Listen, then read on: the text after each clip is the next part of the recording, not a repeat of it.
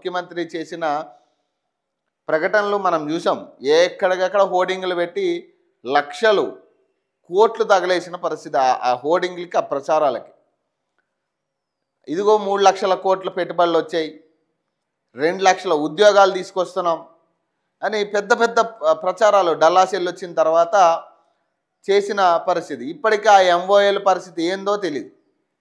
అసలు ఎంఓయూ ఏంది, దానివల్ల ఏమైనా వాల్యూ ఉందా? ఎంఓయూ చేయడం వల్ల ఇక పెట్టుబడులు వచ్చినట్టు అంటే కాదు. అది ఎంఓయూ అంటే 0.5% అది అంతే.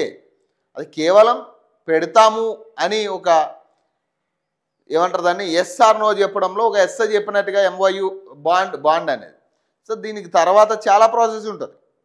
ఇక మీటింగులు ఉంటాయి, ప్రాసెస్ ఉంటుంది. వాళ్ళు పెట్టుబడులు పెట్టేదాకా కూడా నమ్మకం ఉండదు. ఈ ఎంఓయూ అనేది ఇక కీలక అంశం అయితే కాదు. ఇది కేవలం ఎంఓయూలు, దీనివల్ల వచ్చేది ఒడిగేది ఏముండదు.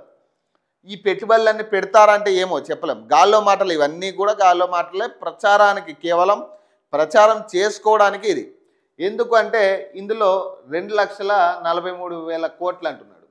ఇక ఈనాడులో చూస్తే 3,97,500 కోట్లు అంటున్నాడు పెట్టుబడి ఈనాడులో. ఆంధ్రజ్యోతిలో వచ్చేసరికి 2,43,000 కోట్లు ఇన్వెస్ట్మెంట్స్ అంటున్నాడు. ఇక్కడే సంబంధం లేకుండా ఉంది. అసలు పెట్టుబడులు ఎంత వచ్చినాయి ఇక్కడే క్లారిటీ లేకుండా ఉంది. ఒక పేపర్లోనేమో 2,43,000 కోట్లు అంటున్నారు, ఇంకో పేపర్లోనేమో 3,95,000 కోట్లు అంటున్నారు. అసలు ఇక్కడే క్లారిటీ ఇవ్వట్లేదు ప్రజలకి, కన్ఫ్యూజ్ చేస్తున్నారు మళ్ళీ. మరి ఈ పెట్టుబడులని ఏంది అంటే, ఈ పెట్టుబడులన్నీ కూడా ఇక్కడ మంత్రులు దోచుకున్న పైసల్ని